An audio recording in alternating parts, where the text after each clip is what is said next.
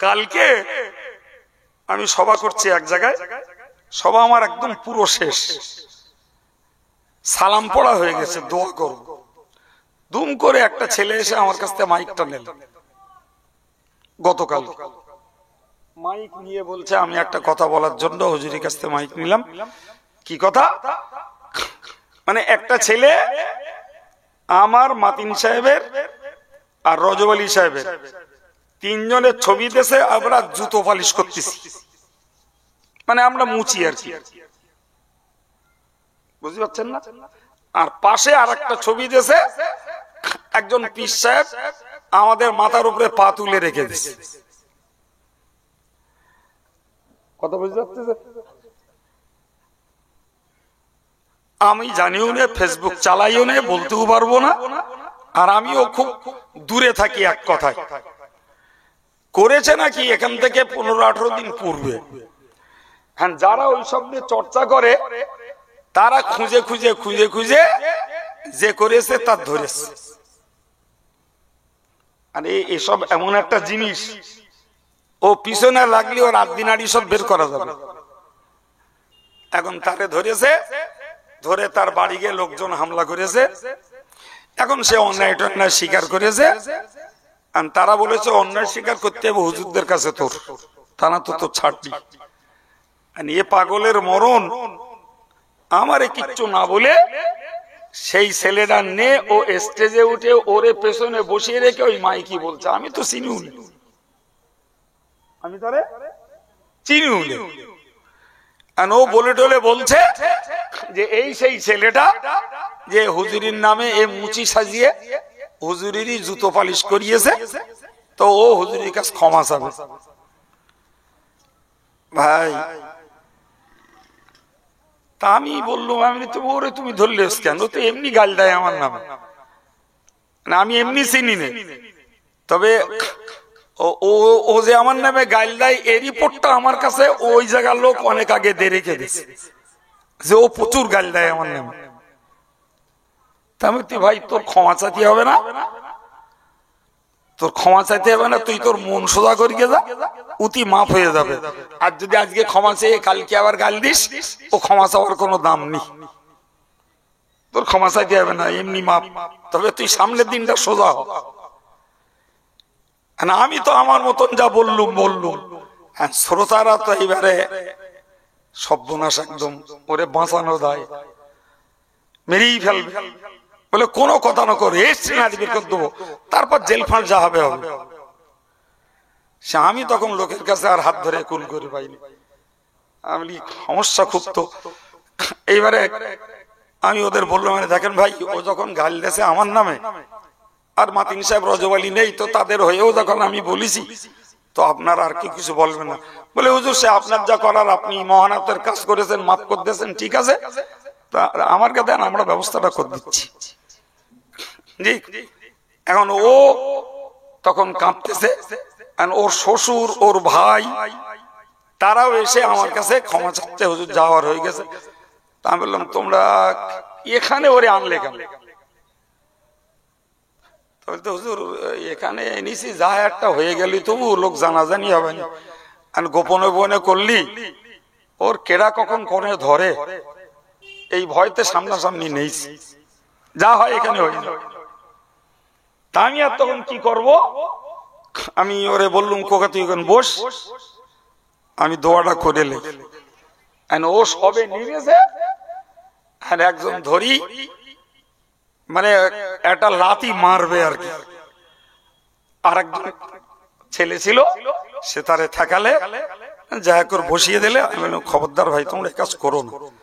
সে ওর অন্যায়, ও আল্লাহর কাছে করবে, মাপ চাচ্ছে।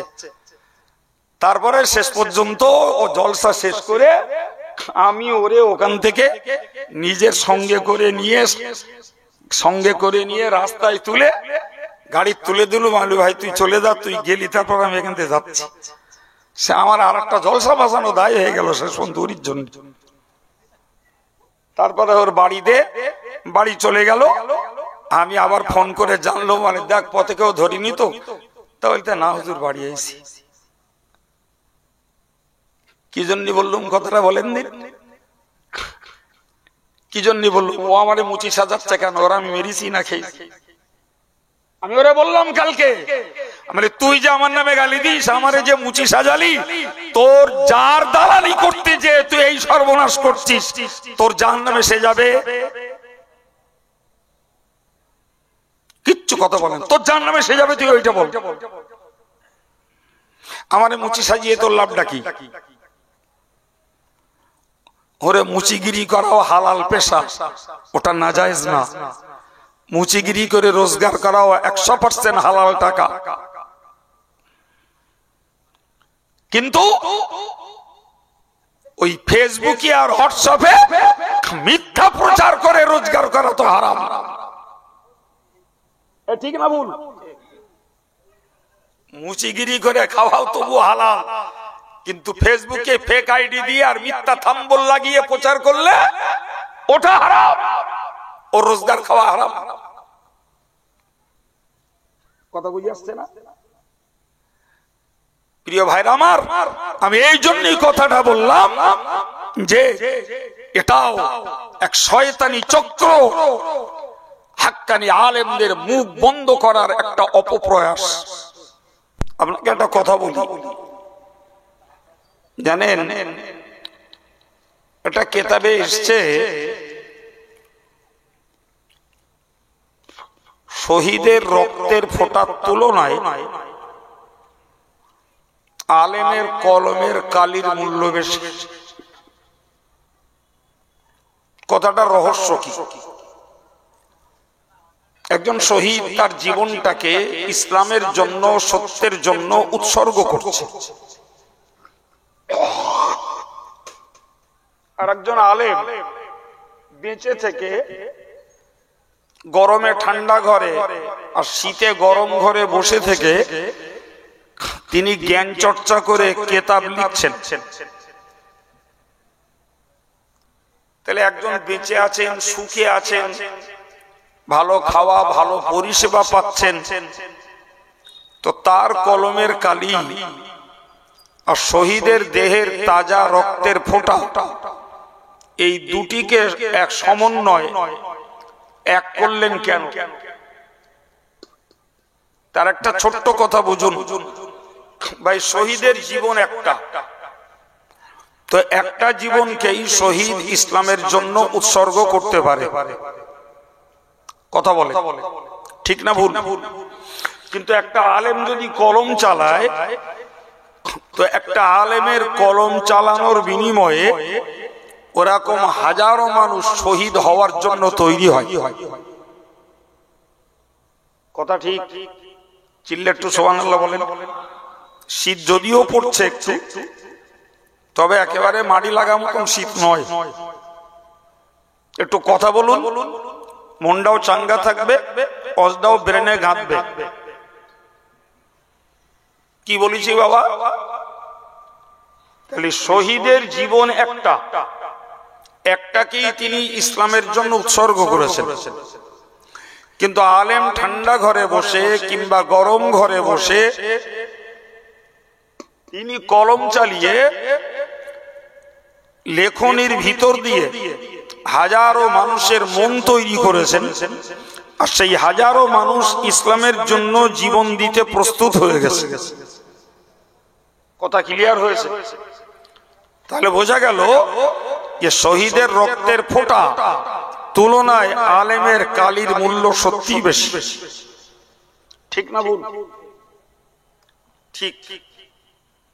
একজন নফল নামাজ পড়ছে,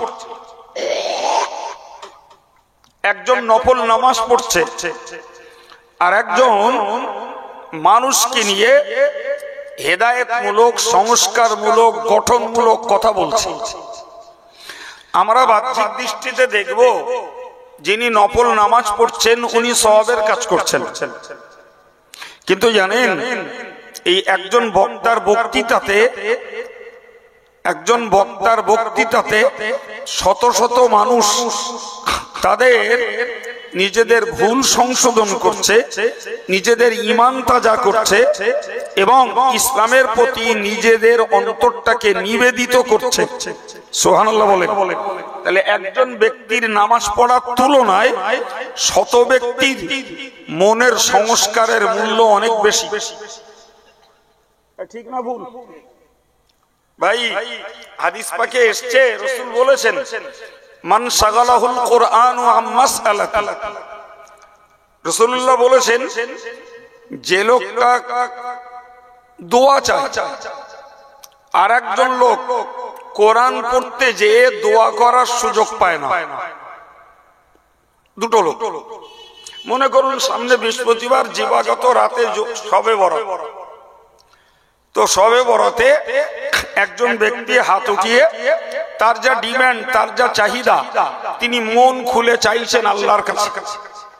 আর একজন আদব বজায় রেখে একাগ্র চিত্তে তিনি কোরআন পড়ছেন। তো রাসূলুল্লাহ বলেছেন, মহান আল্লাহ বলেছেন, আতাইতু আফদালা মা উতিয়াস সাইলিন। যে লোকটা দোয়া চাইছে ওর তুলনায় যে কোরআন পড়ছে, আমি আল্লাহ ওকে আরো বেশি করে দেব। কি বুঝলেন? তাহলে যে লোকটা দোয়া করছে তাকে তো দেখছি যে সরাসরি তার ডিমান্ড, তার চাহিদা সে আল্লাহর কাছে পেশ করছে। আর যে বেটা কোরআন পড়ছে ও তো চাই না, চাইছে কি না, অথচ আল্লাহ বলছে দোয়া চাওয়া ব্যক্তির তুলনায় ওই কোরআন পড়া ব্যক্তিটাকে আমি বেশি করে দেব। কি বুঝলেন? তাহলে প্রমাণ কি হচ্ছে যে একজন নামাজ পড়ছে আর একজন ওয়াজ করছে। তাহলে নামাজটা দেখতে লাগছে, বাস্তবিকই উনি অনেক ব্যক্তিগত ভালো কাজ করছে। যিনি দোয়া চাইছেন তিনি সরাসরি আল্লাহর কাছ থেকে কিছু মিঙে নিচ্ছেন, আর একজন বসে কোরআন পড়ছে। তাহলে বাহ্যিকভাবে দেখছি দোয়া চাওয়াটা ভালো, কিন্তু রাসূল মহান আল্লাহ বলছেন দোয়া চাওয়ার তুলনায় কোরআন পড়া ভালো। ওই নামাজের তুলনায় শত মানুষের মন তৈরি করার জন্য ওয়াজ নসিহতের গুরুত্ব বেশি। শহীদ ইসলামের জন্য জিহাদের ময়দানে তলোয়ার চালাচ্ছে, আর একজন ঠান্ডা ঘরে ঠান্ডা মাথায় বসে কলম চালাচ্ছেন। তো বাহ্যিকভাবে দেখলে মানুষের আবেগ আপ্লুত হবে শহীদের প্রতি, কিন্তু যে ঘরে বসে কিতাব লিখে হাজারো মানুষের মন তৈরি করছে, এর মূল্য অনেক বেশি। কথা বুঝতে পারছেন কি? প্রিয় ভাইরা আমার, সেই জন্য আমি আপনাকে বললাম যে এই ওয়াজ নসিহতের মজলিসটা হলো একটা মন তৈরির মজলিস। সমাজের মাটিতে যে ধর্মীয় চিত্রটা আমরা দেখতে পাচ্ছি, ব্যক্তিগতভাবে পারিবারিকভাবে যতটাই দেখেছি, আমি ওভার 100% কনফিডেন্সের সঙ্গে বলতে পারি এটি ওয়াজ নসিহতের একটি বরকত। এই হানা বলেন, এই যতগুলো মানুষ আপনারা ধর্ম করেন, আমি জোর গলায় বলছি, আপনারা ধর্ম করার প্রাথমিক জীবনে বই পুস্তক পড়ে পড়ে ধর্ম করতে আসেননি, আমার চ্যালেঞ্জ।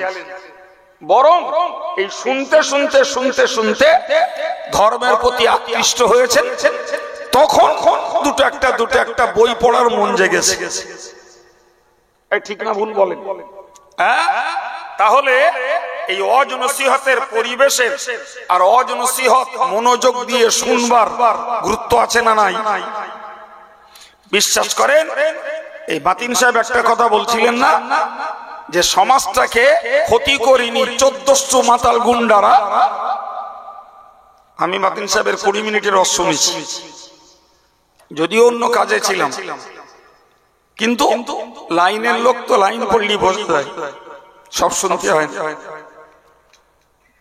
মাতিন সাহেব এই কথাটা বলেছেন যে চোর দস্যু মাতালরা সমাজটাকে ক্ষতি করেনি, সমাজটাকে ক্ষতি করেছে শিক্ষিত বুদ্ধিজীবীরা নীরবতা অবলম্বন করে।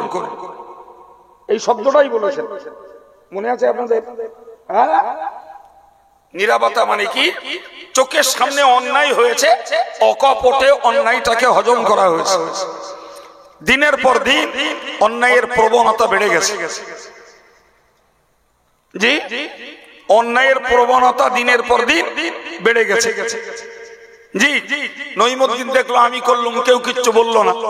ফইমুদ্দিন দেখলো তাহলে আমি করলেও কিছু বলবে না। নঈমুদ্দিন আর ফইমুদ্দিন দুজন হয়ে গেল। তখন কলিমুদ্দিন দেখলে ওরা দুজন করছে, কোনো দোষ নেই, তাহলে আমি করলে দোষ হবে কেন? কলিমুদ্দিন তাতেও লেগে গেল। পরে শামসুদ্দিন দেখলো নঈমুদ্দিন, ফইমুদ্দিন, কলিমুদ্দিন ওরা করছে, দোষ হয় না, তাহলে আমি শামসুদ্দিন করলে কেন দোষ হবে? কথা বুঝতে পারছেন না? ঠিক এই করে করে সমাজের মাটিতে অন্যায়ের প্রবণতা বাড়ছে। শামসুদ্দিন যে করতে দেখলো, তখন নুরুদ্দিন দেখলো আমি করলে কেন দোষ হবে, তাহলে আমিও লেগে যাই ওটাই। নুরুদ্দিন করতে করতে দেখা গেল কুতুবউদ্দিন লাগলে আমিও করলি দোষ নেই। হ্যাঁ বলে, ঠিক এইভাবেই সমাজের মাটিতে প্রত্যেকটা অন্যায় দুর্বার গতিতে বেড়ে চলেছে। জি, নিছক যারা পারিবারিক ভাবে নিজেরা নিজের বাচ্চাগুলোকে প্রতিরোধ করেছে, আলহামদুলিল্লাহ, তারাই তার পরিবারটাকে ধর্মপথে দাঁড় করাতে পেরেছে। মনে রাখবেন, আমি কোরআন শরীফের ছোট্ট একটা আয়াত আপনাকে পড়েছি। জি, কি ওয়াজ করতাম ঠিক করে আসেনি, তবে মাতিম সাহেবের ওয়াজ কয়েক মিনিট শোনার পরে আপনাদেরকে আনুষঙ্গিক কিছু মেসেজ দিচ্ছি, ভালো করে নেন। হযরত লোকমান হাকিম তিনি ইন্তেকালের সময় তার বেটাকে বলছিলেন, নাম্বার 1, ইয়া বুনাইয়া লা তুশরিক বিল্লাহ, হে ছেলে, তোমাকে আমি নিষেধ করছি তুমি আল্লাহর সঙ্গে কাউকে পার্টনার বানিও না। সুবহানাল্লাহ বলে। আল্লাহর কোনো জোড়া নেই, আল্লাহর কোনো অংশীদার নেই, আল্লাহর তুল্য কেউ নেই, আল্লাহর মতো শক্তিশালী কেউ নেই। আল্লাহ কাউকে জন্ম দেননি, কারোর থেকে জন্ম নেননি, তার তুলনায় কেউ নেই। তিনি অভাব মুক্ত, তিনি কারো মুখাপেক্ষী নন। ফলে গোটা জগৎ মাঝে যত সৃষ্টি রয়েছে আল্লাহর তুল্য কেউ নেই। সুবহানাল্লাহ বলেন। অতএব তুমি কখনো আল্লাহর সঙ্গে কাউকে অংশীদার, কাউকে পার্টনার বানিও না। আল্লাহ এক, অদ্বিতীয়, তুলনাহীন। সুবহানাল্লাহ বলেন। ভাই আপনি বলুন, লোকমান হাকিম তার বেটাকে একটা কাজে নিষেধ করেছেন না করেননি? হ্যাঁ না বলেন, নিষেধ করেছেন তো? নিষেধ করেছে। এই নিষেধাজ্ঞাটা হলো তার ঈমানটা রক্ষার একটা হাতিয়ার। সুবহানাল্লাহ বলেন। কি বলেছি বাবা? এই শিরক থেকে বিরত থাকা, শিরক থেকে বাঁচাটাই হলো ঈমান রক্ষার একটা হাতিয়ার। ঠিক না ভুল? ঈমানটাকে রক্ষা করতে গেলে শিরক থেকে বলেন একদম একদম শিরক আর ঈমান দুটো এক পাত্রে জমা হয় না। শিরক থাকলে ঈমান চলে যায়, আর ঈমান যদি রাখা হয় তাহলে শিরক আর রাখা যায় না। ঠিক না ভুল? তাহলে সমাজের পুরুষ এবং মহিলা সকলকে মনে রাখতে হবে যে আমরা যখন ঈমানের পরিচয় দিয়েছি, তাহলে আমাদের দ্বারায় শিরকের নাম গন্ধটাও আল্লাহর কাছে বরদস্তের নয়। সম্মানিত ভাইরা আমার, মনে রাখুন, এরপরে লোকমান হাকিম তার বেটাকে বলেছিলেন, ইয়া বুনাইয়া আকিমিস সালাতা, ও বাবা ছেলে তুমি নামাজ কায়েম করো। কি করো? নামাজ কায়েম করো। মৃত্যু শয্যায় শায়িত ওসিয়ত, অন্তিম উপদেশ, মৃত্যুর পূর্ব মুহূর্তে কিছু কল্যাণমূলক, মঙ্গলজনক কিছু কথা নিজের পরিবার, নিজের আপনজন, প্রিয়জন, সন্তানদেরকে বলে যাওয়াই হলো ওসিয়ত। সম্মানিত ভাইরা আমার, লোকমান হাকিম তার মৃত্যুর শয্যায় বেটাকে বললেন, বাবা আল্লাহর সঙ্গে কাউকে শরীক করো না। দ্বিতীয় কথায় মনে রাখো, নামাজটাকে তুমি কায়েম করো। জি, নামাজ কায়েম করো। প্রিয় ভাইরা আমার, লোকমান হাকিম বলো আমার নবীর পরের লোক না, বলো এটা মনে রাখবে। লোকমান হাকিম আমার নবীর পরের লোক নয়, লোকমান হাকিম আমার নবীর আগের যুগের লোক। কথা মনে থাকবে? হ্যাঁ, তাহলে এই আয়াত থেকে বুঝতে পারা যাচ্ছে যে আমাদের উপরে কেবল নামাজকে অপরিহার্য করা হয়নি, বরং ইতিপূর্বেও নামাজের প্রথা আল্লাহর নেককার বান্দাদের মধ্যেও ছিল। সুবহানাল্লাহ বলেন। আগেকার যুগের নবীরা তেনারাও নামাজ পড়তেন, তেনারাও কেউ জোহর পড়তেন, কেউ আসর পড়তেন, কেউ মাগরিব পড়তেন, কেউ এশা পড়তেন, কথা ক্লিয়ার, কেউ ফজর পড়তেন। আমার নবীও নামাজ ফরজ হওয়ার আগে পূর্ব নবীদের তাবেদারিতে, পূর্ব নবীদের আদর্শ অনুকরণে আমার নবীও নামাজ পড়তেন। সুবহানাল্লাহ বলেন। পরে মেয়ারাজের রাতে ফরজ হয়েছে, ওটা আলাদা কথা, কিন্তু আগেও নবী নামাজ। এই আয়াত থেকে প্রমাণ হচ্ছে যে লোকমান হাকিমের জমানাতেও নামাজ ছিল, যে কারণে তিনি তার বেটাকে বললেন শিরক করো না আর নামাজ কায়েম করো। এরপরের অংশে বললেন ইয়া বুনাইয়া আকিমিস সালাত, ও বাবা ছেলে নামাজ কায়েম করো। এখন আপনি বলুন, যে নামাজ আমার নবীর আগের যুগেও ছিল, আমার নবী পূর্ব নবীদের অনুসরণে নিজেও নামাজ পড়তেন, পরবর্তীকালে যখন নামাজের ফরজ হুকুম এসেছে এবং গোটা বিশ্ব উম্মতে মুসলিমার জন্য নামাজ কায়েম করার শরঈ বিধান হয়েছে, তাহলে আমাদের একটা ডিউটি বর্তায়, সেটি হলো আব্বা হিসাবে আমি আমার ছেলে মেয়েকে নামাজ পড়ার আদেশ করব। এটা তো আমাদের একটা মৌলিক ডিউটি, ঠিক কিনা বলেন? আপনি তাকান কোরআনের দিকে, আল্লাহর কোরআন বলছে আমুর আহলাকা বিসসালাতি ওয়াসতাবির আলাইহা লা নাসআলুকা রিজকান নাহনু নারযুকুক। আমার আল্লাহ নবীকে বলেছিলেন আমুর আহলাকা বিসসালাত, ও আমার নবী তুমি তোমার পরিবার পরিজনকে নামাজ পড়তে আদেশ করো। আল্লাহ নবীকে বললেন তোমার পরিবারকে নামাজ পড়তে আদেশ করো। জি, আশ্চর্য ব্যাপার, আমরা তো কোথা টুঙ্কো, খোদ আল্লাহ তার নবীকে বলছেন পরিবারকে নামাজ পড়তে আদেশ করো। আরো বললেন ওয়াসতাবির আলাইহা, ও নবী তোমার পরিবারকে এটাও বলো নামাজ পড়তে গেলে কষ্ট হয়, তার জন্য ধৈর্য ধরতে বলো। সুবহানাল্লাহ বলো। তবে কোরআন শরীফের অন্য একটা আয়াত পাকে আল্লাহ বলেছেন ওয়া ইন্নাহা লাকাবীরাতুন ইল্লা আলাল খাশিঈন, নামাজ একটা ভার বোঝা, নামাজ একটা গুরুত্বপূর্ণ বিষয়, নামাজ একটা বড় সড় বিষয়, তবে যারা আল্লাহরে ভয় করে তাদের জন্য নামাজ ভার বোঝা নয়, বরং নামাজ তাদের জন্য মহব্বতের বিষয়। সবাই বলেননি তাই তো? একটু মন খুলে বলেন দিন। শীত পালাক, তাহলে আল্লাহরে যারা ভয় করে নামাজ তাদের কাছে বোঝা নয়, নামাজ তাদের কাছে গুরুতর ব্যাপার নয়, নামাজ তাদের কাছে ভয়ের নয়। ভয় তো তাদের যারা আল্লাহরে ভয় করে না। আল্লাহর কথার যুক্তি আছে না নাই?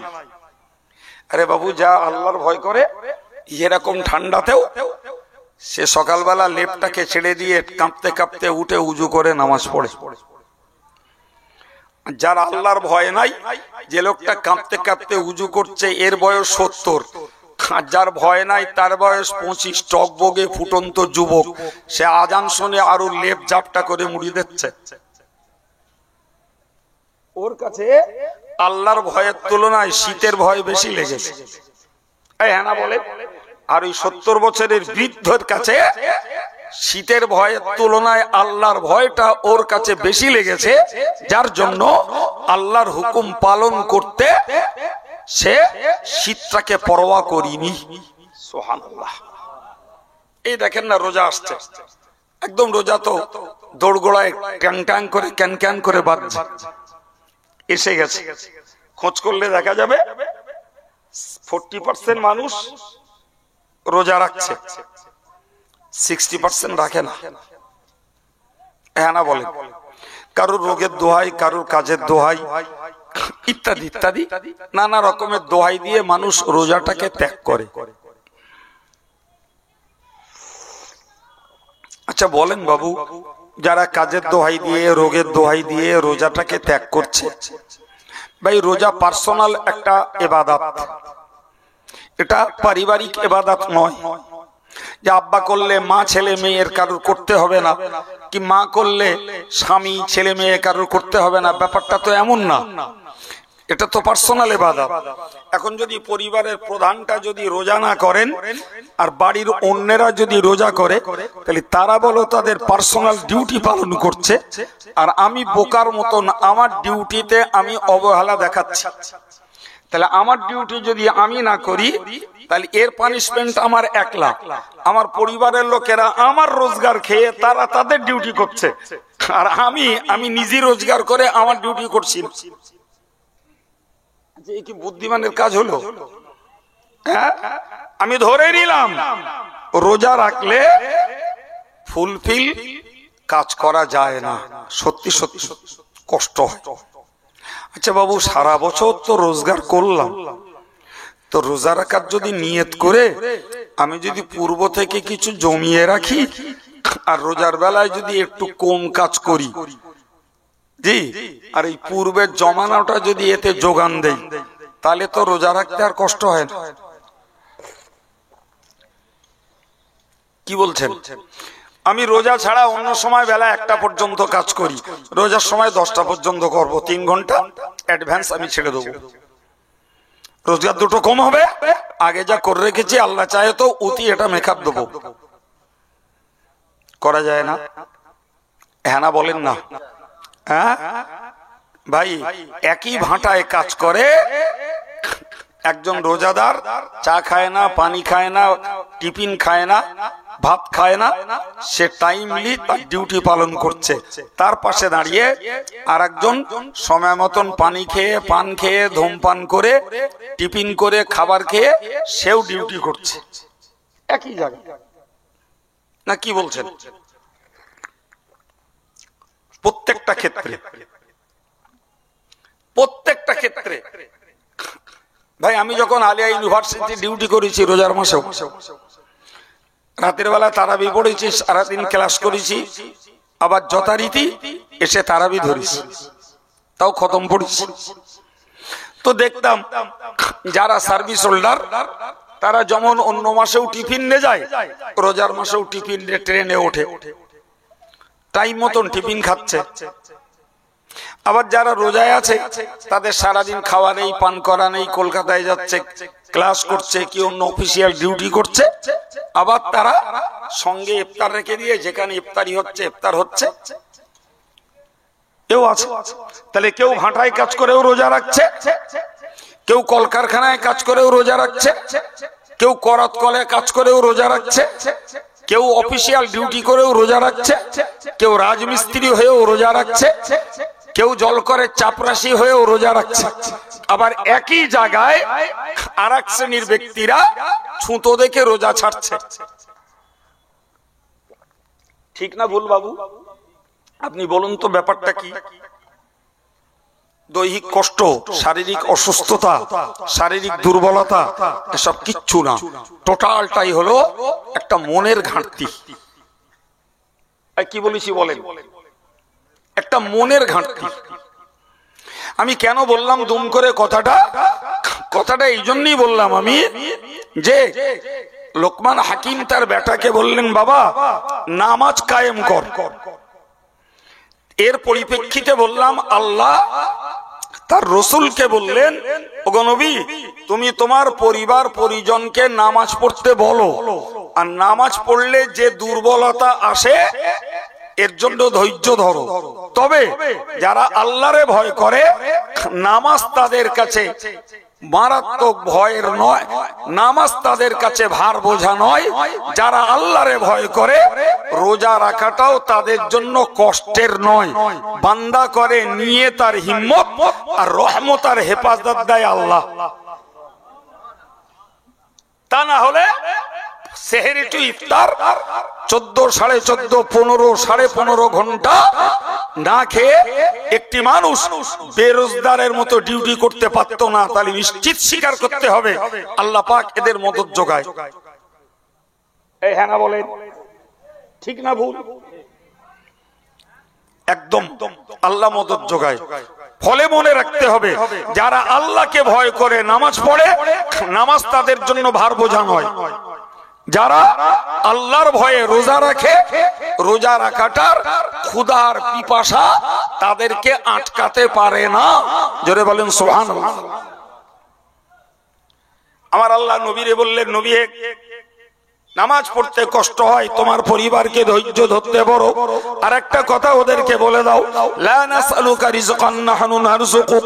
ওদেরকে বলে দাও, ওরা নামাজ পড়তে গেলে রোজগারের ঘাটতি মনে করে, রোজা রাখতে গেলে ঘাটতি মনে করে। আমি আল্লাহ বলে দিলাম, আমি আল্লাহ রুজি লাগে না, আমি ওদের কাছে রুজি চাই না, বরং ওদের রুজিটাও আমি আল্লাহ দিয়ে থাকি। আর একটু মহব্বত করে, বান্দার রুজি কে দেয়? আল্লাহর রুজি লাগে। তাহলে তোরা তোদের রুজির ঘাটতির চিন্তা কেন করিস? তোর নামাজ পড়তে গেলে দোকানে খরিদ্দার চলে যাবে, এ টেনশন তোর কেন হয়? নামাজ পড়তে গেলে তোর 2 কাঠা জমি ধান রোয়া কমে যাবে, এ টেনশন তোর কেন আসে? নামাজ পড়তে গেলে তোর কাজের মালিক হয়তো তোকে 20 টাকা জনের দাম কম দেবে, দিক, তোর মালে বরকত দেওয়ার দায়িত্ব আমার। এমন কপাল পোড়া মহাজন মুনিব আছে, জি, জুমার দিনে লোকের জন নেয় না, বলে জুমার দিনের জন নিলি কাজ কম হবে। এ আর এক কপাল পোড়া। ওরে উচিত ছিল তুই জুমার দিন আর অন্য দিন লেবারদের কাজ করা, আর ওদের স্বাধীনতা যে তোমরা যদি নামাজ পড়ো তো নামাজের জন্য ছাড় আছে, আমি নামাজের ডিউটির টাইম তোমাদের ওভার টাইম নেবো না, আমার টাইমে তোমরা নামাজ পড়ো। কপাল পোড়া, তোর টাইমে নামাজ পড়তো, তারা যত নামাজ পড়ে সওয়াব নিত, তোর অতটা সওয়াব হতো। আরে উজোর কাজ নিচ্ছে না বলতে জুমার দিন অ্যাডভান্স ছেড়ে দিয়ে চলে যাবে, কাজ কমে যাবে। এও মুসলমান। অন্য কমিউনিটির কথা বাদ দেন, অন্য কমিউনিটি যদি কমিউনাল না হয়, সাম্প্রদায়িক না হয়, ওরে বলবেন যে আমি একটু নামাজ করব, বলবে যা যা তোর নামাজ আগে করে। বিশ্বাস হয় আমার কথা? নিচাই যদি সাম্প্রদায়িকতার 20 বাক্য পান করে থাকে, সেইটি হয়তো বলতে পারে যে নামাজ পড়বা তো আমার এখানে কাজে এসো না। কিন্তু সাধারণ যারা নাগরিক তারা এরকমটা বলে না বাবা, তারা বরং সুযোগ দেয়। অনেক লোকে আমাকে জিজ্ঞেস করে, তাই জানি, আমাকে জিজ্ঞেস করে, তারা বিভিন্ন ধরনের কর্মী, বলে হুজুর আমি এরকম জায়গায় কাজ করি, তো নামাজের রক্ত হলি সেখানেই নামাজ পড়া ছাড়া অন্য জায়গায় যাওয়ার সুযোগ নেই, তা কি করব? আমি তাদের জিজ্ঞেস করি যে তোমার মালিক পড়তে দেবে? বলে হ্যাঁ, সে কোনো অসুবিধা নেই। বলে তোরা সময় ধর্ম করে নিস। তা হুজুর অসুবিধা আছে? মোটেই না, তুমি অবাধে পড়ে নাও। কি বুঝছেন? বলছে এমনও ঘরে হয়তো অবস্থান করছি যেখানে কোনো মূর্তি আছে, হুজুর কি করব? আর কোনো উপায় নেই ওই ঘর ছাড়া। আমি পারলে রুমালটা বার করে একটু ঢেকে দিয়ে পড়ে নিও। আমার বক্তব্য ওই জায়গাটায় না, আমার বক্তব্য তারা যদি সুযোগ না দিত তাহলে এরা নামাজ পড়ার দাবি আশাটাই এদের পূরণ হতো না। প্রিয় ভাইরা আমার, আল্লাহ কি বলেছেন যে তোদের কাছে আমি রুজি চাই না, আমার রুজি লাগে না, তোদের রুজিটা আমি দেই। তাহলে তোরা আমার নামাজ পড়তে যে, আমার রোজা করতে যে যদি তোদের রুজির ঘাটতি হয় ভাবিস, তাহলে এটা তোরা ভুল করছিস। বরং আল্লাহ পাক বলেছেন অন্য আয়াত পাকে, ফালিয়াবুদু রাব্বা হাযাল বাইত আল্লাযী আত'আমাহুম মিন জু'। মহান আল্লাহ বলেন, যারা রোজগারের জন্য, ব্যবসা বাণিজ্যের জন্য দেশ বিদেশ ছোটে, আমি আল্লাহ পাক জানিয়ে দিচ্ছি, ফালিয়াবুদু রাব্বা হাযাল বাইত, এই কাবার যিনি মালিক, ওদের উচিত হলো কাবার মালিকের ইবাদত করা। ওই ব্যবসায়ী, ওই মজদুর, ওদের উচিত হলো কাবার মালিকের ইবাদত করা। আল্লাযী আত'আমাহুম মিন জু', ওই কাবার মালিক যিনি ক্ষুধায় খাইয়ে থাকেন। আর একটু মহব্বত করে বলেন, ক্ষুধায় খাওয়ায় কে? জোরে বলে। আল্লাহ বললেন তোমরা শুধু শুধু কাজ করো না, কাজের সঙ্গে কাবার মালিকের ইবাদতটাও করো। উনি তোমাদেরকে খাইয়ে থাকেন। আর কি করেন? আর তিনি তোমাদের যাবতীয় ভয়ের ক্ষেত্রে তিনি তোমাদেরকে নিরাপত্তা দান করেন। অতএব শুধু কাজ করো না, শুধু ব্যবসা করো না, শুধু চাকরি করো না, তুমি কাবার মালিকের ইবাদতটাও করো। উনি খাওয়াবেন, উনি ভয়ে নিরাপত্তা দেবেন। সম্মানিত ভাইরা আমার, আমি লোকমান হাকিমের কথার ব্যাখ্যা স্বরূপ এই কথাগুলো আপনাদেরকে শোনালাম। লোকমান হাকিমের পরের কথা বুঝুন। লোকমান হাকিম তার বেটাকে বলছিলেন ওয়া'মুর বিল মা'রুফ, ও বাবা ছেলে শোনো, আর একটা কথা বলি তোমায়, তুমি যতদিন বাঁচবে মানুষকে তুমি সৎ কাজের আদেশ করবে। কি করবে? জোরে বলেন। সৎ কাজের আদেশ মানুষকে করবে। সৎ কাজের আদেশ করো মানুষকে। এই নির্দেশ লোকমান হাকিম তার বেটাকে দিলেন মৃত্যুর পূর্ব মুহূর্তে। সম্মানিত ভাইরা আমার, কোরআন শরীফ কি বলছে অন্য জায়গায় বুঝুন। কোরআন শরীফে মহান আল্লাহ জানিয়েছেন ওয়ালতাকুম মিনকুম উম্মাতুন ইয়াদউনা ইলাল খায়র ওয়া ইয়া'মুরুনা বিল মা'রুফি ওয়া ইয়ানহাউনা আনিল মুনকার ওয়া ইউসারিউনা ফিল খায়রাত ওয়া উলাইকা মিনাস সালিহিন। আমার আল্লাহ বললেন ওয়ালতাকুম মিনকুম উম্মাতুন, তোমাদের মধ্যকার একটি সম্প্রদায়, তোমাদের মধ্যকার একটি গোষ্ঠী এমনটা হওয়া দরকার যারা ইয়াদউনা ইলাল খায়র, মানুষকে ভালোর দিকে ডাকবে, মানুষকে ভালোর দিকে, কল্যাণের দিকে, মঙ্গলের দিকে ডাকবে। তা ধরুন এই ডাকার দায়িত্ব হাক্কানি ওলামা সমাজের। যারা অজনসিহতটাকে অর্থকরী বিষয় মনে করে, অজনসিহতটাকে কামাইয়ের বিষয় মনে করে, অজনসিহতটাকে রোজগারের একটা ধান্দার মাধ্যম মনে করে, এদের দ্বারাই হয়তো সম্ভব না। কিন্তু অজনসিহতটাকে যারা হেদায়েতের এবং দ্বীনের খেদমত মনে করে, ভাই তারা নিশ্চিত মানুষকে কল্যাণের দিকে, ভালোর দিকে, মঙ্গলের দিকে ডাকে। আল্লাহর বক্তব্য আমার নয়। তো তাদের ডাকার পদ্ধতি কি? ওয়া'মুরুনা বিল মা'রুফ, তারা সৎ কাজের আদেশ করে, ওয়া ইয়ানহাউনা আনিল মুনকার, এবং অন্যায় অসৎ কাজে তারা নিষেধ করে। শুধু লোককে আদেশ করে না, লোককে নিষেধ করে না, শুধু লোককে আদেশ করে না, লোককে নিষেধ করে না, ওয়া ইউসারিউনা ফিল খায়রাত, নিজেরাও নেকির কাজে তারা ধাবিত হয়। সুবহানাল্লাহ বলে। প্রিয় ভাইরা আমার, তাহলে এক্ষেত্রে আমরা একটা জিনিস শিখি। বক্তারা মঞ্চে বলুক, ইমামরা মেম্বারে দাঁড়িয়ে বলুক, পীর সাহেব খানকায় দাঁড়িয়ে বলুক, আমি ইমাম নই, বক্তা নই, আলেম নই, হুজুর নই, পীর নই, আমি একজন সাধারণ মুসলমান। তাহলে আমার কাছে মঞ্চ নেই, খানকা নেই, মেম্বার নেই, আমার কাছে আমার পরিবারটা আছে। ওটা তো কেউ কেড়ে নিতে পারিনি, না পেরেছে?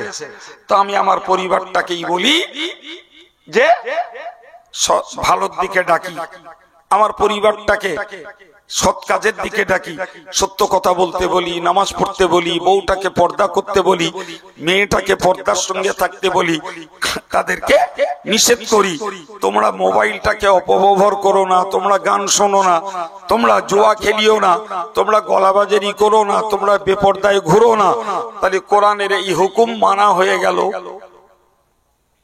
সুবহানাল্লাহ হবে না? সুবহানাল্লাহ।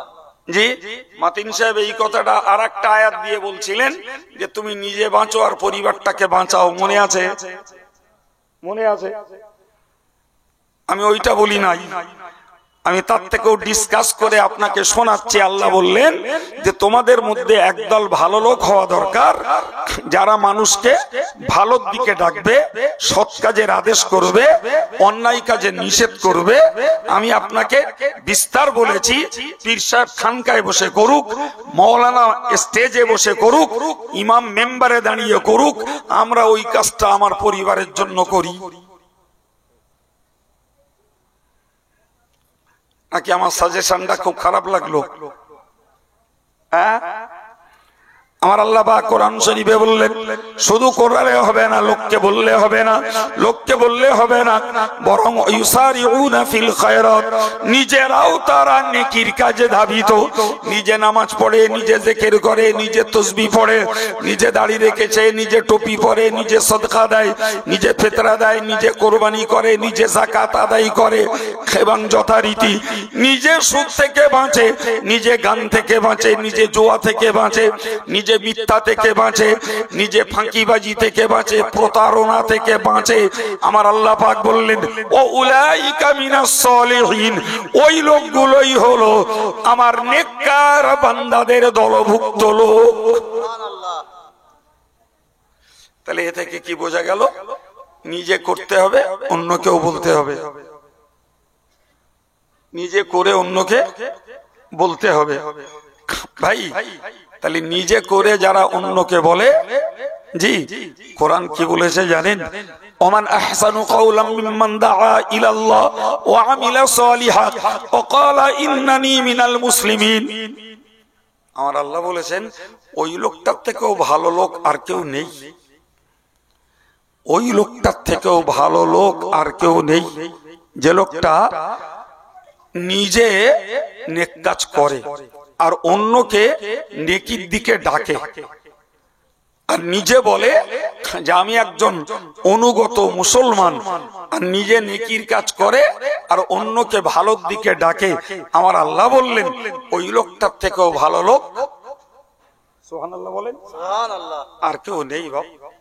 সুতরাং আমি অনেক লোকের পারবো না, জি তা আমি রশিদ ভাইকে পারি। রশিদ ভাই যদি একটা অন্যায় করে আর আমি যদি জানতে পারি, তা আমি যদি রশিদ ভাইকে ডেকে বলি, ভাই আপনি এই কাজটা করবেন না, আমার একদম ওভার 100% বিশ্বাস রশিদ ভাই সে কাজ বাদ দেবে। আমি একজনকে বললাম, আমার প্রত্যেকটা ভাই যদি তার ঘনিষ্ঠ যে তাকে ডেকে যদি বলে, দেখ বাবা, কি দেখ ভাই, তুই এই কাজটা করিস না, এটা তোর করা ঠিক না, কিংবা তোর সুযোগ আছে, সময় আছে, তুই নামাজটা পড়িস না কেন, নামাজটা পড় না। জি, তাহলে আমি নিজে যখন নামাজ পড়বো তখন আর একজনকে নামাজ পড়ার কথা বলতে আমার জান একবারও ডরাবে না। আমি নিজে যখন মিথ্যা কথা বলবো না, তখন আর একজনকে মিথ্যা থেকে বাঁচাতে, মিথ্যা কথা ছাড়তে বলতে আমার একবারও দ্বিধা লাগবে না।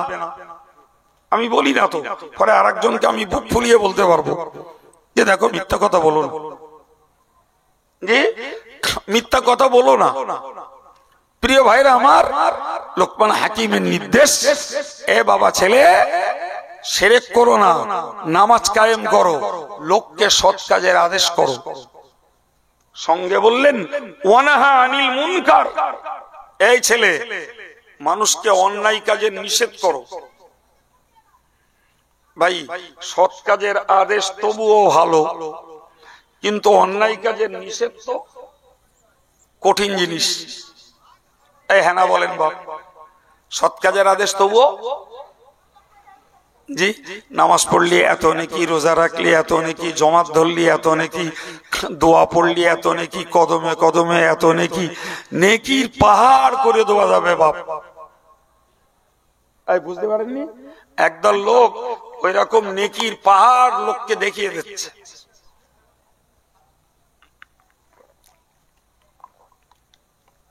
নেকির পাহাড়, অনেক নেকি, এতে নেকি, ওতে নেকি, তাতে নেকি, প্রচুর নেকি, কিন্তু তারা বলছে না বলো যে ভাই সুদ খেয়ে ইবাদত করলি বলো হবে না বলো, ভাই গান্ডারে ভালো বললি বলো ইমান থাকে না বলো, ভাই পরের মাল মেরে খালি বলো ও হক নষ্টের গোনার দায়ে দণ্ডিত হতে হবে, ইবাদত করে বলো রক্ষে হবে না বাপ। এ বলার লোক নি বলো, এই কথা বুঝতে পারেন না? ওটা বলতে গেলি গায়ে কিছু বোঝা চাপে, ওই জায়গাটায় যাওয়া খুব লোক কম, জি। কিন্তু লোকমান হাকিম তার নিজের বেটাকেও বলতে পারা যায় দুনিয়ার দৃষ্টিতে তিনি বিপদের দিকে ঠেলে দিচ্ছেন, কিন্তু দিনের দৃষ্টিতে তিনি তার ছেলেকে যোগ্য দায়িত্ব পালন করতে বলছেন, এই ছেলে নিজে নামাজ কায়েম করো, লোককে সৎ কাজের আদেশ করো আর লোককে অন্যায় কাজে নিষেধ করো। তাহলে তিনি যখন নিজে তার বেটাকে অন্যায় কাজের নিষেধ করতে বলছেন, তার মানে কি নিজে তার বেটাকে বিপদের দিকে ঠেলে দিচ্ছে না? হ্যাঁ না বলছেন না কেন? একদম। নিষেধ করলি লোকে সমালোচনা করবে, লোকে গাল দেবে, লোকে শত্রু হবে, লোকে বিরোধিতা করবে, করবে না? করবে না? হ্যাঁ, ওই মাতি সাহেব বলছিল যে আমার বাপের টাকায় আমি করতিস, তা তোর কি? বলছিল না? তাহলে নিষেধের কাজটা একটু কঠিন, একটু কেন ভালো রকম কঠিন। আচ্ছা, ওই কঠিনটা কি আমার নবীকেও কি সহ্য করতে হয়নি বাপ? একদম একদম। আমার আল্লাহ নবীকে বলেছিলেন, বাল্লিগ মা উনজিলা ইলাইকা মির রাব্বিক, ওগো নবী তোমার কাছে যা কিছু অবতীর্ণ করেছি ওটাকে তুমি পৌঁছে দাও। যা কিছু এই শব্দটার মধ্যে রয়েছে আদেশের বাণী যা নাজিল করেছি, নিষেধের বাণী যা নাজিল করেছি, সবটাই তুমি পৌঁছে দাও।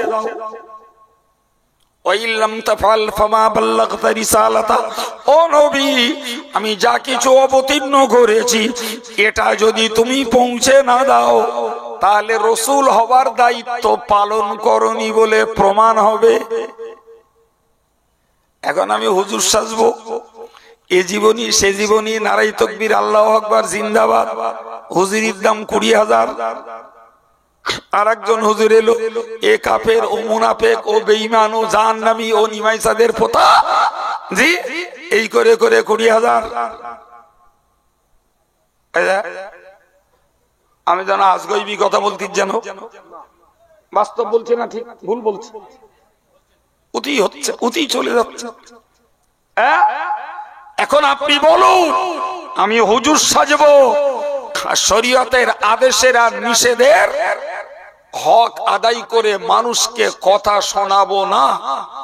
যদি রসুলকে আল্লাহর কাছে শুনতে হয়, নবী তোমার কাছে যা নাজিল করেছি তা পরিপূর্ণ তুমি পৌঁছে দাও, না হলে রসুল হওয়ার দায়িত্ব প্রমাণ পালন করনি বলে প্রমাণ হবে। বাবু, আজকের জমানার যে হুজুররা জি আদেশের বাণী আর নিষেধের বাণী যথাযথ মুসলিম সমাজে, মুসলিম মহল্লাতে শ্রোতাদের কাছে ছড়াচ্ছে না, এ হুজুররা কিয়ামতের দিনে ধরা খাবে না তো?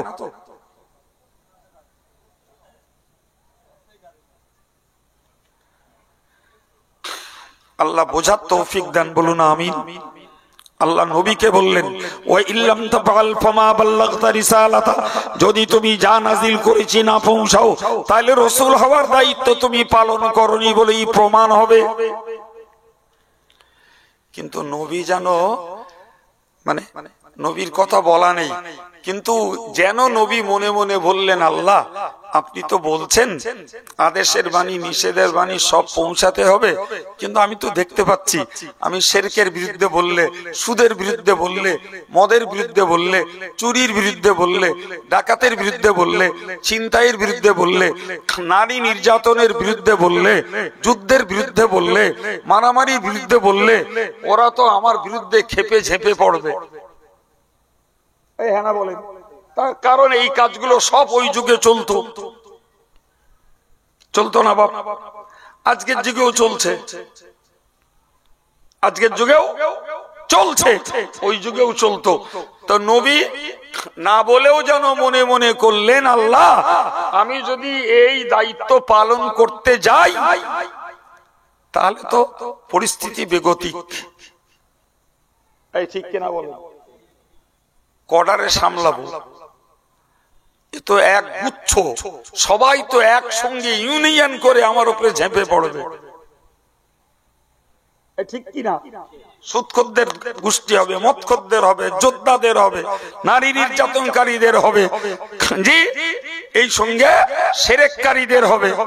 আল্লাহ এক কথায় বললেন, এ নবী আল্লাহু ইয়াসিমুকা মিনান নাস, আমার দেওয়া ডিউটি পালন করো। ওই লোকেরা কি করবে? ওদের হাত থেকে আমি আল্লাহ তোমায় বাঁচাবো।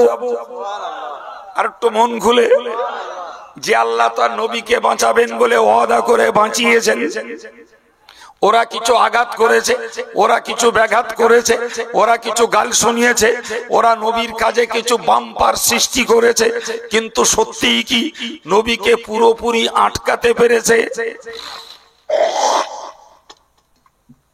তাহলে একইভাবে হাক্কানি আলেমরা যদি তাকে আল্লাহ যে জ্ঞান দিয়েছেন ওই জ্ঞানটা 16 আনা যদি প্রচার করতেন, জি, তাতেও লোকে গালি দিত, লোকে সমালোচনা করত, লোকে শত্রুতা করত, লোকে মারবে ধরবে করত, লোকে খুন মার্ডার করবে বলতো, কিন্তু চূড়ান্ত সময়ে হেফাজত করার মালিক সুবহানাল্লাহ। একটু মন খুলে হবে না?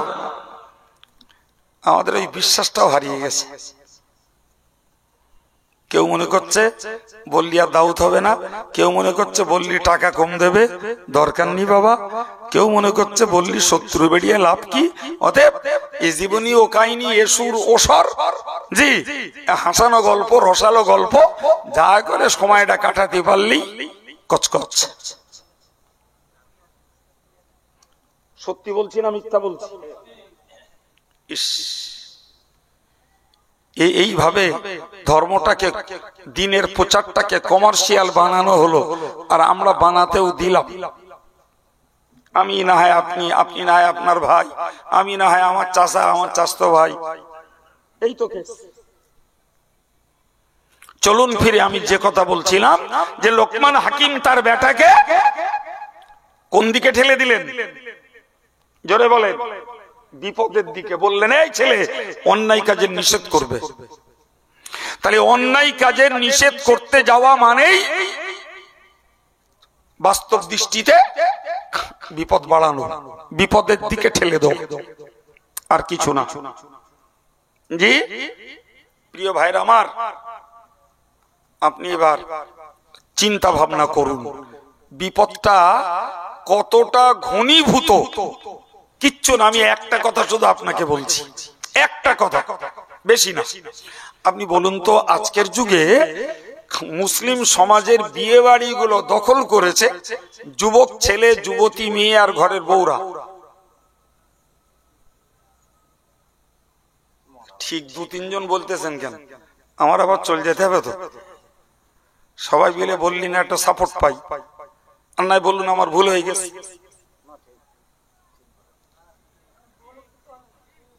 বুড়ো লোক চলে না ভাই, ঠিক বলি, বুড়ো লোক চলে। আমি আমার এই জীবনে 40 বছর 42 বছর হলো বেলেধান্য কুড়িয়ার খেদমত করছি। জি, বেলেধান্য কুড়িয়ার লোক এখানে রয়েছে, জি, বিয়ে পড়াচ্ছি।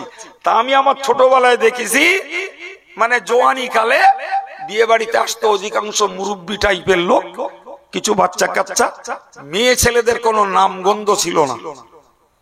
আর সেই আব্দুল কাইয়ুম আল্লাহ এখনো বাঁচিয়ে রেখেছে, এখন আর সে মুরব্বী আর বুড়ো খুঁজে পাই না খুব একটা। একটার দাগ আসে, তো একটার দাগ যে আসে তা সে বুড়ো ঝোলের লাউ অম্বলের কদু। আর সত্যি তার হা করার জায়গা নেই, সে এমনি এসে দল রক্ষে করতে। হয়তো নানা দাদা টাদা কেজা হবে, একটা ধরলে এসে চল একটা বুড়ো মতন থাক, এরকম একটা তাল, তার একটা কথাও চলে না। জি আমার বেয়াদবি না, আমি একটা কথা শুধু বলছি, আজকের আমার গার্জিয়ান গুলো, অভিভাবক গুলো, ভাই অন্যায়ের প্রতিরোধের ক্ষেত্রে কতটা বিরোধ আর কতটা হিংসা শত্রুতা তৈরি হয় আর একটা আন্দাজ করুন। বাড়ি যে শুধু স্ট্রিক্টলি বউ আর মেয়েগুলোকে বলুন যে তোদের আর বিয়ে বাড়ি যাক দেবো না, ওই একটা কথা বলুন শুধু, আর কিচ্ছু করতে হবে না। বিয়ে বাড়ি অ্যাডাল্ট মেয়ে, তোর বিয়ে বাড়ি যাওয়া হবে না, ঘরের বউটার বিয়ে বাড়ি যাওয়া হবে না। উতি যদি সংসারে দক্ষ যজ্ঞ না বাঁধে তখন আমার বলবেন বউ শত্রু হবে, মেয়ে শত্রু হবে, বোন শত্রু হবে, জি বোন শত্রু হবে, ভাদ্র বউ শত্রু হবে, কেউ বাদ যাবে না। এই বিশ্বাস হচ্ছে আমার কথা? জি। এ বেটা কোন রকমে লেগে পড়ে একটু শক্ত মনে যদি একটু হয় তো ধকে গেল, রাগ ঝাল করেও হয়তো একটু দমলো। ওদিকতে নন্দা এসে বলে দিলে, না না যাক দিন, ওদের একটু আনন্দ করতে ইচ্ছা হয়, বাস একদম পুরো খেতায় আগুন লেগে গেল। কথা বলে তখন শালা বাবুর আর কিচ্ছু বলার নেই, নন্দায় হাওয়াতে দিলে লেগে গেল সব। শালা বাবু তখন আস্তে আস্তে পিস্টান মারলে। বোনাই বলিস তো কি করা যাবে? এইটা শুধু আন্দাজ করুন যে আমার ঘরের মেয়েগুলোকে আজকের বেপরদায় নায়িকা সাজিয়ে আমরা বিয়ে বাড়ি যাবার অবাধ সুযোগ দিয়েছি। অনুমতি হয়তো দেইনি, কিন্তু সুযোগ দিয়েছি, তার মানে বাধা দিতে পাচ্ছি না। তারা বেপরোয়া। যেই বাধা দেবো রাগ দেশ, মুখ কালাকালি, মুখ দেখা দেখি হবে না। হয়তো বাড়ির রান্না বাড়াও হয় বন্ধ হবে, না লেট হবে। কি বলিছি? হয় বন্ধ হবে। এবার বলেন তো, যদি বাড়ির প্রধান, রোজগারের মেম্বার, তিনি স্বামী, তিনি পিতা, তিনি যদি একটা অন্যায় রোধ করতে যে নিজের পরিবারের কাছে ধ্যাতানি খায়, নিজের পরিবারের কাছে যদি ধিক্কার খায়, তাহলে হাক্কানি আলেমরা এই লক্ষ লক্ষ সাধারণ জনতার কাছে কেতনা ধিক্কার আর কেতনা ধ্যাতানি খাচ্ছে। জি ভাই, কি বলবো? আল্লাহ ধৈর্য দেন। সবাই বলেন আমিন। আর একটু জোরে বলেন আমিন। গত পরশু গাদি মাগরিবের নামাজের 10 মিনিট আগে আমার একটা জিকিরের মজলিস ছিল, তো যাচ্ছি, তখনও পৌঁছাইনি সেখানে। একজন ফোন করলো, ফোন করলে কাঁচা কাঁচা খালি কিস্তি দিলে। সে কিস্তি আমি আমার বাপের জন্মে মুখেও তুলিনি, আর খুব একটা শুনিও নি, তা দিলে। কালকে আমি সভা করছি এক জায়গায়, সভা আমার একদম পুরো শেষ, সালাম পড়া হয়ে গেছে, দোয়া করব। দুম করে একটা ছেলে এসে আমার কাছ থেকে মাইকটা নিল। গতকাল মাইক নিয়ে বলছে আমি একটা কথা বলার জন্য হুজুরের কাছ থেকে মাইক নিলাম। কি কথা? মানে একটা ছেলে আমার মাতিন সাহেবের আর রজব আলী সাহেবের তিনজনের ছবি দেশে আমরা জুতো পালিশ করতেছি, মানে আমরা মুচি আর কি, বুঝতে পারছেন না? আর পাশে আর একটা ছবি দেশে একজন পীর সাহেব আমাদের মাথার উপরে পা তুলে রেখে দিচ্ছে। কথা বুঝতে পারছেন? আমি জানিও না, ফেসবুক চালাইও না, বলতেও পারবো না, আর আমিও খুব দূরে থাকি। এক কথায় করেছে নাকি এখান থেকে 15-18 দিন পূর্বে। হ্যাঁ, যারা ওই সব নিয়ে চর্চা করে তারা খুঁজে খুঁজে খুঁজে খুঁজে যে করেছে তার ধরেছে। আর এসব এমন একটা জিনিস, ও পিছনে লাগলে ওর আদিনাড়ি সব বের করা যাবে। এখন তারে ধরেছে, ধরে তার বাড়ি গিয়ে লোকজন হামলা করেছে। এখন সে অন্যায় টন্যায় স্বীকার করেছে। তারা বলেছে অন্যায় স্বীকার করতে হবে হুজুরদের কাছে, তোর তারা তো তোর ছাড়বি। এ পাগলের মরণ আমারে কিচ্ছু না বলে সেই ছেলেটা নে ও স্টেজে উঠে ওরে পেছনে বসিয়ে রেখে ওই মাইকি বলছে আমি তো চিনিও নি, আমি তারে চিনিও নি। ও বলে টলে বলছে যে এই সেই ছেলেটা যে হুজুরির নামে এ মুচি সাজিয়ে হুজুরিরই জুতো পালিশ করিয়েছে, তো ও হুজুরির কাছে ক্ষমা চাবে। ভাই তা আমি বললাম, আমি তো ওরে তুমি ধরলে কেন? তো এমনি গাল দেয় আমার নামে। না আমি এমনি চিনি না, তবে ও যে আমার নামে গাইল দেয় এই রিপোর্টটা আমার কাছে ওই জায়গার লোক অনেক আগে দিয়ে রেখে দিয়েছে যে ও প্রচুর গাইল দেয় আমার নামে। তাহলে তুই ভাই তোর ক্ষমা চাইতে হবে না, তোর ক্ষমা চাইতে হবে না, তুই তোর মন সোজা করিয়ে যা, উতি মাফ হয়ে যাবে। আর যদি আজকে ক্ষমা চেয়ে কালকে আবার গাল দিস, ও ক্ষমা চাওয়ার কোনো দাম নেই, তোর ক্ষমা চাইতে হবে না, এমনি মাপ। তবে তুই সামনের দিনটা সোজা হ। আমি তো আমার মতন যা বললুম, শ্রোতারা তো এইবারে সর্বনাশ একদম, ওরে বাঁচানো দায় মেরেই ফেলবে, বলে কোনো কথা না করে এসছি না বের করে দেবো, তারপর জেল ফাঁস যা হবে হবে। সে আমি তখন লোকের কাছে আর হাত ধরে কুল করে পাইনি, আমি সমস্যা খুব। তো এইবারে আমি ওদের বললাম, দেখেন ভাই, ও যখন গাল দিয়েছে আমার নামে, আর মাতিন সাহেব রজবালি নেই, তো তাদের হয়েও যখন আমি বলেছি, তো আপনার আর কি কিছু বলবেন না। বলে হুজুর, সে আপনার যা করার, আপনি মহানাতের কাজ করেছেন, মাফ করে দিয়েছেন, ঠিক আছে, আমার কাছে দেন, আমরা ব্যবস্থাটা করে দিচ্ছি। জি, এখন ও তখন কাঁদতেছে, ওর শ্বশুর, ওর ভাই, তারাও এসে আমার কাছে ক্ষমা চাচ্ছে, হুজুর যাওয়ার হয়ে গেছে। তা আমি বললাম, তোমরা এখানে ওরে আনলে কেন? হুজুর এখানে এনেছি, যা একটা হয়ে গেলি তবু লোক জানাজানি হবে না, আর গোপনে গোপনে করলি, ওর কেডা কখন কোনে ধরে এই ভয়তে সামনাসামনি নেইছি, যা হয় এখানে হয়ে যায়।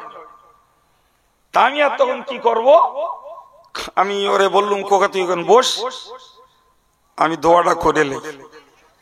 ও সবে নিয়েছে, আর একজন ধরি মানে একটা লাথি মারবে আর কি, আর একজন ছেলে ছিল, সে তারে ঠেকালে, যা করে বসিয়ে দিলে। আমি বললাম, খবরদার ভাই, তোমরা কাজ করো না, সে ওর অন্যায়, ও আল্লাহর কাছে করবে, মাপ চাচ্ছে।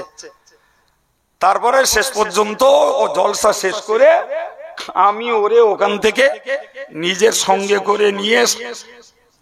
করে নিয়ে রাস্তায় তুলে গাড়ি তুলে দিল। মালু ভাই তুই চলে যা, তুই গেলি, তারপর আমি এখান থেকে যাচ্ছি। সে আমার আর একটা জলসা বাঁচানো দায় হয়ে গেল শেষ পর্যন্ত ওর জন্য। তারপরে ওর বাড়ি চলে গেল। আমি আবার ফোন করে জানলো, মানে দেখ পথে কেউ ধরিনি তো, তাহলে না হুজুর বাড়ি আইছি।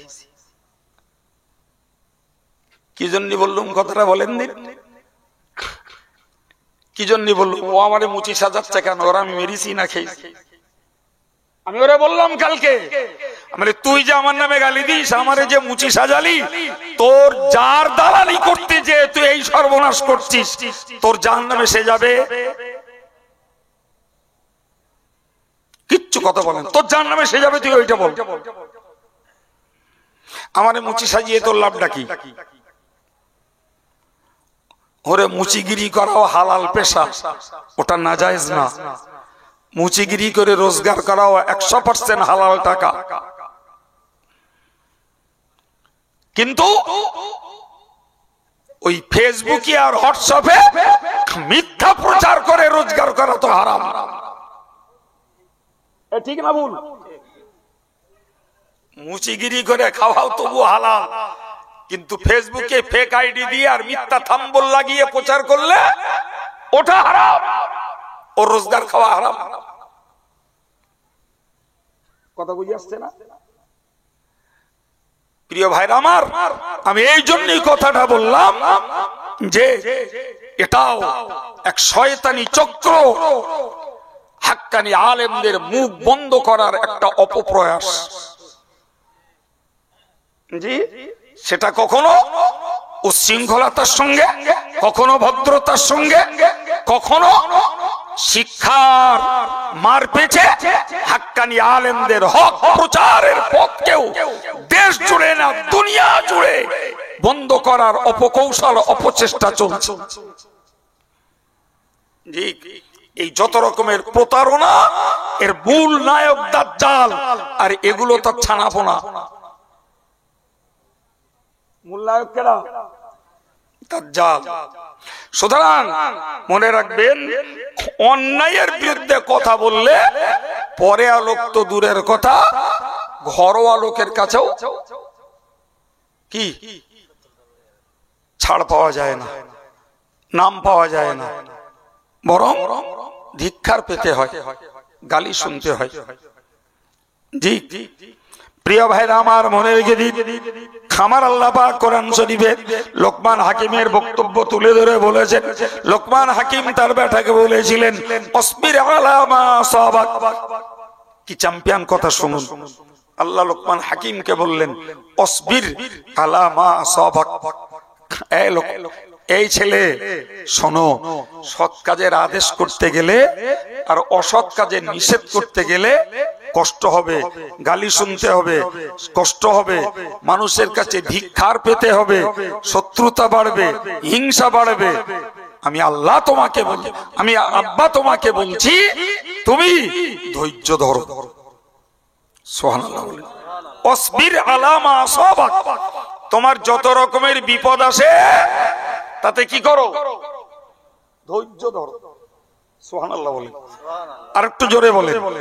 আচ্ছা আপনারা বলেন তো, আপনারা বিদেশের মানুষ না সব দেশের মানুষ এবং আমাদের ঘনিষ্ঠ কাছের মানুষ, আচ্ছা সত্যকারের বলুন তো, আমরা অল ইন্ডিয়া সুন্নতুল জামাত সংগঠন বলি, আর এই সংগঠনের আমাদের মতো নগণ্য কর্মীদের কথা বলি, বুকে হাত দিয়ে সত্যিটা বলুন, আমরা ধৈর্য ধরি না? ধরি না? সুবহানাল্লাহ বলেন। আর আমাদের যত রকমের কর্মকাণ্ড, আমাদের উন্নতি এবং আমাদের এই মিশনের যত বিস্তার ছড়াচ্ছে, আমি বিশ্বাস করি এটি একদিকে কাজ আর একদিকে ধৈর্যের পুরস্কার। ঠিক কিনা বলেন? আর একদিকে ধৈর্যের পুরস্কার। সুতরাং ধৈর্য আরো আমাদের ধরতে হবে, ধৈর্য আরো আমাদের ধরতে হবে। ধৈর্য ধরলে কি হয়? জোরে বলে, ধৈর্য ধরলে ফল ভালো হয়। ধৈর্য ধরলে ফল ভালো হয়। আচ্ছা বলুন তো, কালকে ওই ছেলেটার যদি আমি ক্ষমা না করে ওরে যদি এই জনগণের কাছে ছেড়ে দিতাম, তাহলে কি হতো?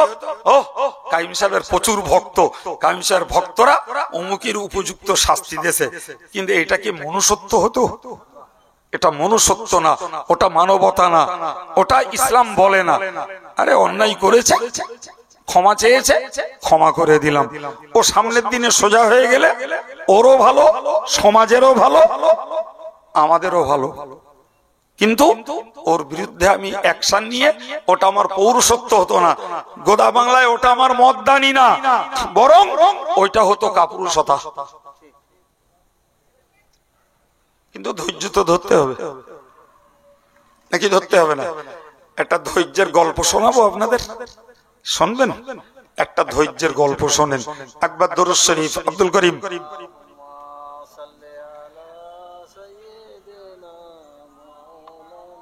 এই পানিটা ভালো না কেন বলেন? আমি দিচ্ছি, এটাও এই গ্লাস আছে, ধোয়া গ্লাস।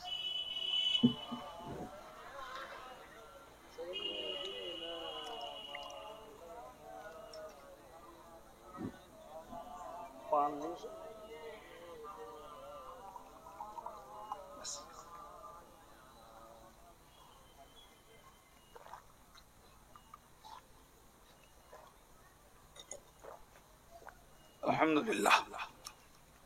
যাক বাবু, আপনাদের শোনার ধৈর্য আছে তো? গল্পটা আমি অনেক ছোটবেলায় পড়েছি, কিন্তু সত্যিকারের পড়েছিলাম একটা ম্যাগাজিন। সে ম্যাগাজিনও আমার কাছে নেই, আর সে ম্যাগাজিনের নামও মনে নেই। তো গল্প আকারে তো গল্পটা মনে আছে। গল্পটা শুনুন, সত্যকারের জ্ঞান হবে। জি, এক রাজদরবারে এক ফকির সাহেব এসেছে। ফকির সাহেব এসে একটা আবৃত্তি গেয়েছে, একটা দুলাইনের একটা আবৃত্তি গেয়েছে। এই আবৃত্তিটা গাওয়ার পরে, সংক্ষিপ্ত বলছি, আমার বক্তৃতা এখনো শেষ হয়নি, আবৃত্তিটা গাওয়ার পরে রাজামশাইয়ের ছেলে তারে বেশ কিছু পয়সা দিয়েছে। শুনলেন? এখন ফকির সাহেব লোক তো আবৃত্তি গেয়ে পয়সা পেয়েছে মানে ওর আনন্দ হয়েছে, ও আবার গেয়েছে। আবার গাইলে ফকির সাহেবের মেয়ে, এই রাজামশাইয়ের মেয়ে ওরে কিছু পয়সা দিচ্ছে। এখন এই রাজামশাইয়ের ছেলে আর মেয়ে ফকিরের আবৃত্তি শুনে পয়সা দেওয়ায় মন্ত্রী মশাইয়ের ছেলে ওর বাপেরে ধরে হদ্দমার মেরেছে, রাজ দরবারে ফেলে। মন্ত্রী মশাই ঠ্যাঙান্নে খেয়ে উঠে নিজের ছেলেটারে কোলে করে তুলে রাজ দরবারে সবার সামনে নিচেছে। কথা ক্লিয়ার হয়েছে না হয়নি? কজন লোকের কথা বলেছি? রাজার ছেলে, রাজার মেয়ে, মন্ত্রীর ছেলে আর মন্ত্রী। রাজার ছেলে কিছু পয়সা দেছে, রাজার মেয়ে কিছু পয়সা দেছে, আর রাজার মন্ত্রীর ছেলে মন্ত্রীর ধরে ঠেঙিয়েছে, আর মন্ত্রী ছেলের ধরে রাজামশাইয়ের উপস্থিতিতে রাজামশাই চারটে ডেকেছে। রাজামশাই চারটে ডেকে বললে, তোমাদের কাণ্ডটা কি আমার একটু বোঝার দরকার।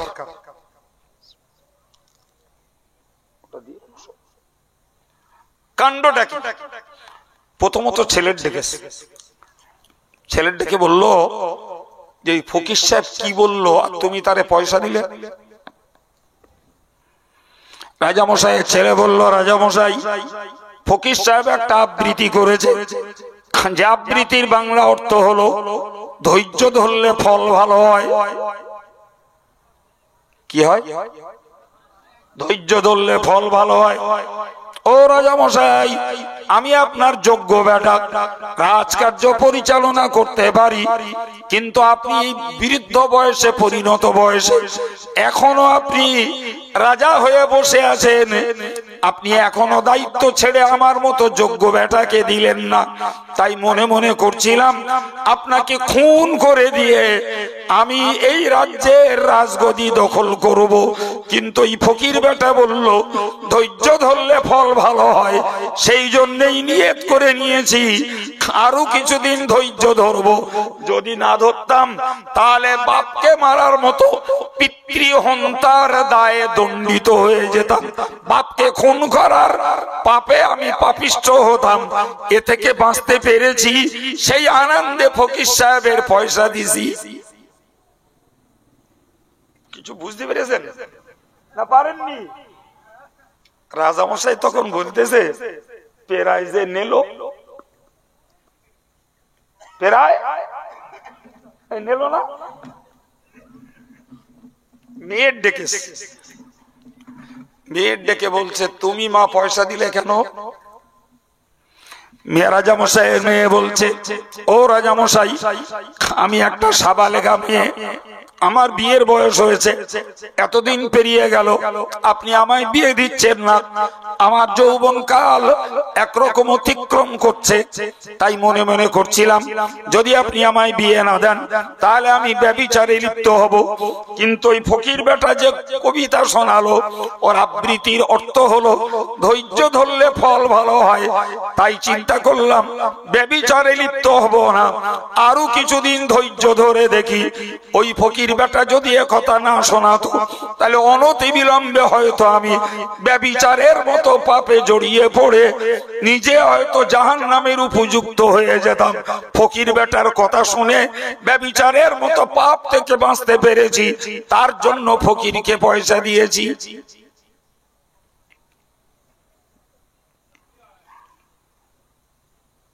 মেয়ের বক্তব্যের জবাব আছে? মেয়ের যে বক্তব্য, তার বক্তব্যের যুক্তি আছে না নাই?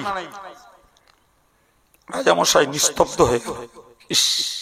সত্যি তো আমি ভুল করছি, আমার বিয়ের উপযুক্ত মেয়েকে বিয়ে দিচ্ছি না, এটাও আমার অন্যায়। ছেলে আমার রাজকার্য পরিচালনার যোগ্য, অথচ আমি মাতব্বাড়ির আশায় আমার ছেলের হাতে দায়িত্ব ছাড়ছি না, এটাও অন্যায়। জি, যাক, যা হওয়ার হয়েছে। মন্ত্রীর ছেলেকে ডেকেছে, ডেকে বলল যে যে তুমি তো জানো তোমার আব্বা আমার রাজদরবারের মন্ত্রী, কোন বিবেকে তুমি সবার সামনে তোমার আব্বাকে মেরে অপমান করলে? কোন বিবেকে?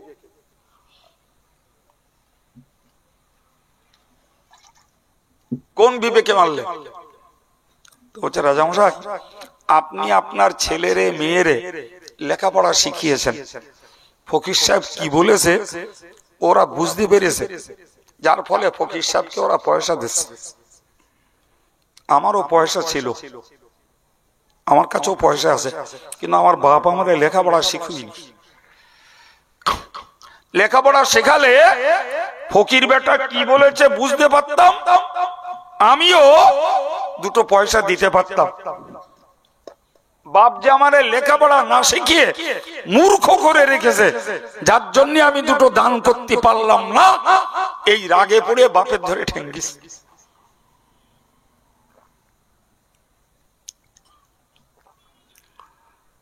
রাজামশাই দেখলো এরও তো যুক্তি খারাপ না। আচ্ছা মন্ত্রী, তোমার নাক লজ্জা কিছু আছে? যে ছেলে তোমারে ধরে ঠ্যাঙালে রাজ দরবারে ফেলে, তুমি কোন লজ্জায় তারে নিয়ে নাচলে?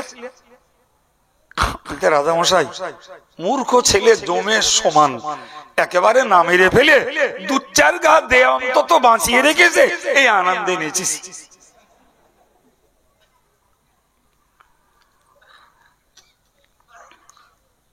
গল্পটায় শিক্ষা আছে না নেই? গল্পটা দুটো শিক্ষা, একটি হলো যে ধৈর্যের ফল আছে, আর একটি হলো মূর্খ বানিয়ে রাখলে বিপদ আছে। ঠিক না ভুল?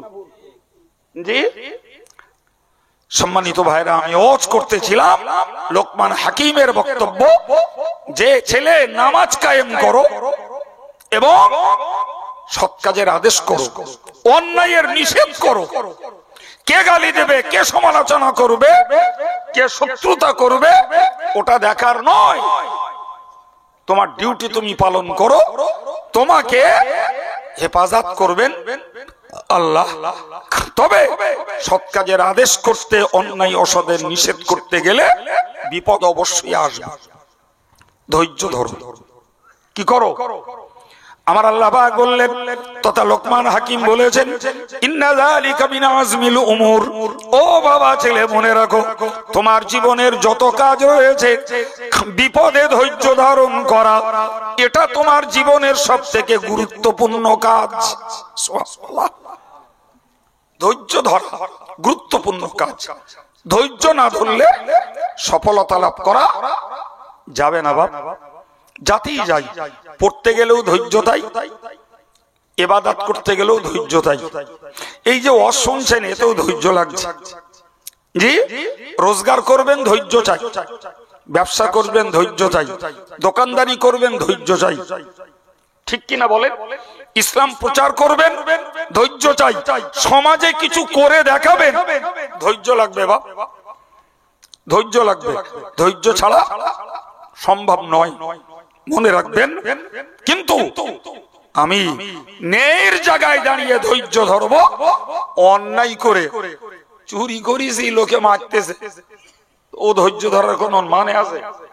মদ খেয়েছি, বউ ঠেঙাচ্ছিলাম, পাড়ার লোক এসে আমারে ঠেঙ্গে দিচ্ছে, তো ধৈর্য ধরে লাভ আছে না। ধৈর্য ধরতে হবে ন্যায় কাজ করে, ধৈর্য ধরতে হবে প্রকৃত অন্যায়কে প্রতিরোধ করে, ধৈর্য ধরতে হবে নিজের জীবনে সৎ কাজ করে অসৎ কাজ থেকে বাঁচতে যেয়ে ধৈর্য ধরতে হবে, নিজের পরিবারটাকে আল্লাহর পথে ফেরাতে, সমাজটাকে ইসলাম প্রতিষ্ঠিত করতে আমাদেরকে ধৈর্য ধরতে হবে। তাহলে ফল দেবেন কে? আমার আল্লাহ বলেছেন, আমার আল্লাহ বলেছেন, ইন্নামা ইউওয়াফাস সাবিরুনা আজরাহুম বিগাইরি হিসাব। আমি আল্লাহ পাক তোমাকে জানিয়ে দিলাম, ইন্নামা ইউওয়াফাস সাবিরুন, নিশ্চিত যারা ধৈর্য ধরে আল্লাহ পাক তাদেরকে পরিপূর্ণ পুরস্কার দান করে। এত পুরস্কার আল্লাহ দেয় যা বান্দা হিসাব করেও পায় না। সুবহানাল্লাহ। জি, আল্লাহ বান্দাকে বেহিসাব পুরস্কার দান করে। কিসের বিনিময়ে? জোরে বলেন। তো আমি আপনাদেরকে জ্ঞান দেওয়ার মতন আমার যোগ্যতা নেই, তবুও কোরআন হাদিসের সমন্বয়ে এতক্ষণ ধরে আলোচনা করে করে এসেছি। তো ভাই ভাই বসে আত্মসমীক্ষায় এই শিক্ষাটা লাভ করি। ব্যক্তি জীবনে, পারিবারিক জীবনে, ধর্মীয় জীবনে, শিক্ষার জীবনে, আমাদের জন্য দিনের জীবনে, সংগঠনের জীবনে সত্যের সঙ্গে থাকতে যদি হয়, ধৈর্য আমাদের অতপ্রতভাবে সঙ্গে রাখার দরকার। ধৈর্য না ধরলে আমরা কোনো কিছুতেই সফলতা লাভ করতে পারবো না ভাই। তো যাই হোক, আমি অঙ্গ আর বাড়াবো না, যদিও 4-5 মিনিট আমার সময় বাকি আছে।